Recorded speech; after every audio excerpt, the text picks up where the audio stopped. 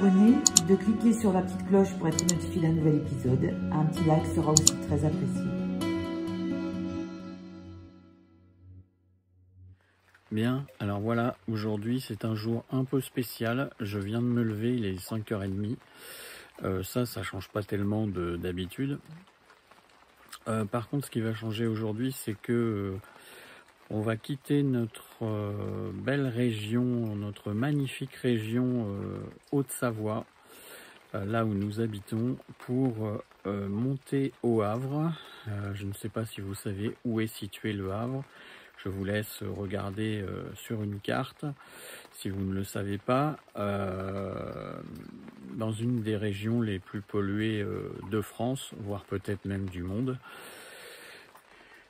Alors c'est assez paradoxal d'habiter en Haute-Savoie et de partir en vacances une grosse semaine au Havre, mais voilà, c'est notre choix.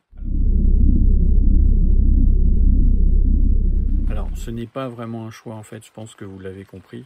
Si nous remontons au Havre, c'est juste que pour la petite histoire, nous y sommes nés et que nous y avons passé 50 ans de notre vie. Malheureusement, et que nous y avons encore de la famille et des amis, et c'est donc l'unique raison pour laquelle nous retournons là-haut. C'est absolument pas pour voir la ville et ses environs, parce que le Havre et le Pays de Caux, personnellement j'en ai soupé pendant 50 ans et voilà. Ah bah tiens, c'est original. Il fait nuit, comme c'est bizarre, la lampe de ma terrasse s'est éteinte.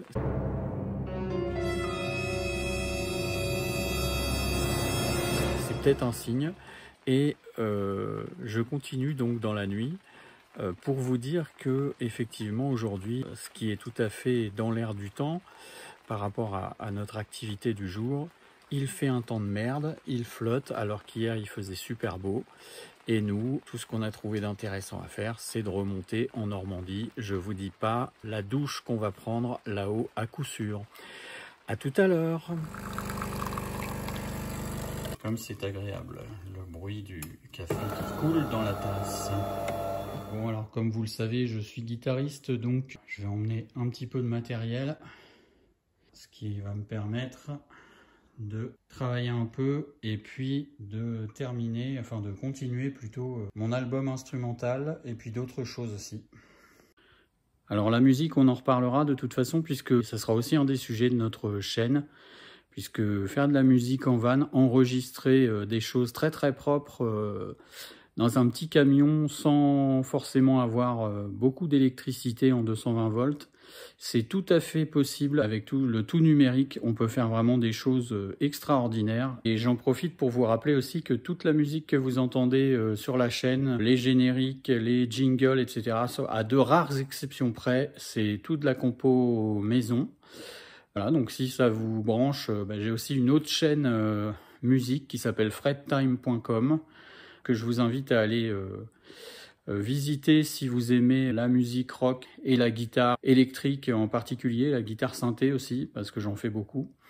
Si jamais vous étiez intéressé par des compos de ma part pour illustrer votre chaîne YouTube, n'hésitez pas à me contacter en message privé ou même en me laissant un message sur la chaîne et on pourra en discuter sans problème puisque c'est un peu mon travail. Alors je vous montre le transporteur. Évidemment, il n'y a plus le kit combining dedans puisqu'on a tout enlevé. On monte en Normandie à vide, enfin si j'ose dire, parce qu'on a encore un certain nombre de choses à ramener de là-haut. C'est quand même assez grand, même si c'est la version L1, H1.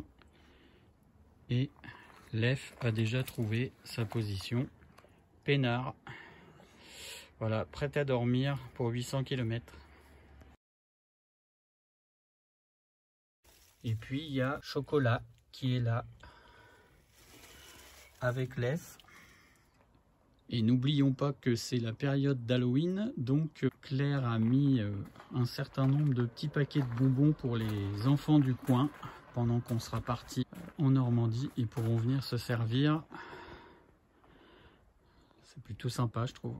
Alors, l'essentiel en van, ne jamais mourir de faim.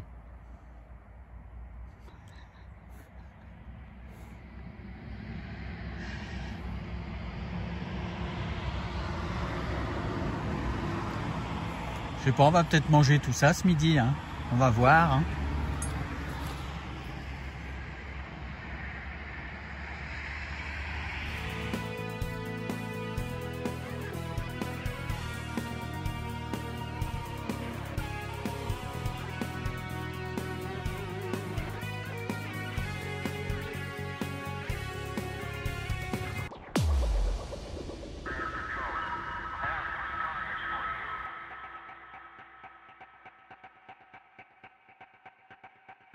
Bon, donc voilà pourquoi on voulait un véhicule avec un kit camping amovible, parce que ça peut aussi nous servir à d'autres choses. Alors là, bon, c'est la totale.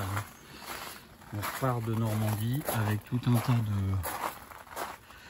de choses qu'on a récupérées, des meubles qu'on avait laissés à droite et à gauche quand on est parti vivre dans les Alpes. Et du coup, ça donne ça. Donc on va tester le transporteur avec une remorque aux fesses à pleine charge. Voilà, alors c'est pas non plus l'épopée du siècle, mais bon. Tout est bien arrimé, normalement ça devrait le faire.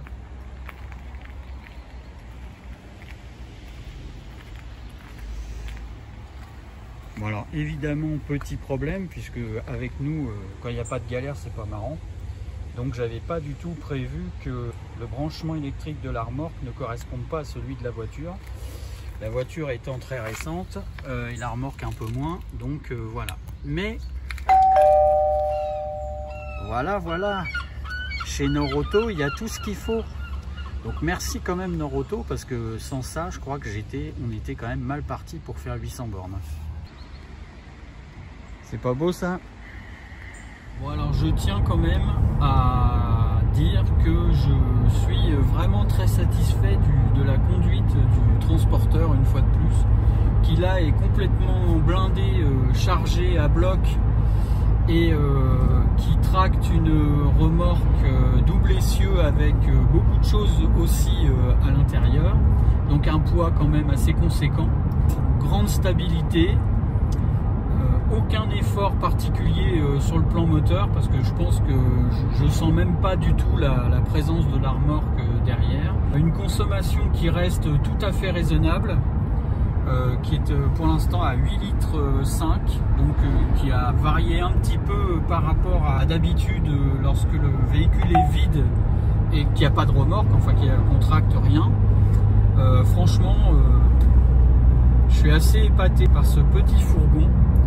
Et tout ça me conforte dans le choix que nous avons fait, parce que vraiment ça reste toujours agréable à conduire, ça fait pas de bruit. Encore une fois c'est très stable, même en doublant les camions tout à l'heure avec la remorque derrière, tout ça, absolument sans aucun problème. Je suis assez bluffé, je l'avoue.